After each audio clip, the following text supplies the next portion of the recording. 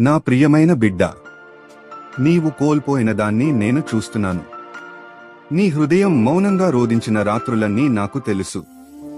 నీ చేతులలో ఖాళీగా కనిపించిన ఆ స్థలాన్ని నేను నా సమృద్ధితో నింపుతాను. నీవు కన్నీళ్లలో విత్తిన ప్రతి విత్తనం నా సమయానికి ఆనందపు పంటగా మారుతుంది. మనుషులు లాక్కున్నదాన్ని నేను తిరిగి ఇస్తాను. కాలం నెమ్మదిగా దాచుకున్నదాన్ని నేను కొన్ని క్షణాల్లో పునఃస్థాపిస్తాను.